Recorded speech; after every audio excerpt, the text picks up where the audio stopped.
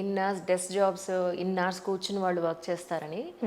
కొంతమంది ఉన్నారు వాళ్ళు నిజంగానే ఒక పావు గంట అయ్యేటప్పటికి లేచి కొన్ని సిటప్స్ చేయడం లేదా కొన్ని స్ట్రెచ్చింగ్స్ చేయడం చేసి ఆఫీస్ వాళ్ళందరూ నవ్వుతారు వాళ్ళని చూసి.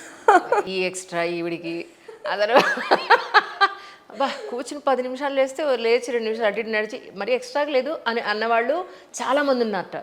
అలాంటి వాళ్ళకి మీరు ఏం చెప్తారు యాజ్ అ డాక్టర్గా? విత్ టైం అది రొటీన్ అవుద్ది.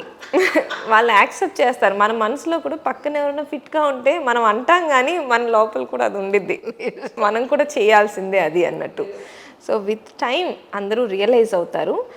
ఆ అట్మాస్ఫియర్ కూడా మనం పక్క నుంచి నెగిటివ్గా కాకుండా సపోర్ట్ చేయడమే మంచిది. అవును. So every half an hour లేస్తుందంటే నాకు గుర్తుంది, మేము ఇంటర్లో ఉన్నప్పుడు క్లాస్కి మధ్యలో వాష్రూమ్కి వెళ్తుంటే తిట్టేవాళ్ళు, నువ్వు కావాలని వెళ్తున్నావు అంటే వాటర్ తాగకూడదా, తిరగకూడదు అనేది.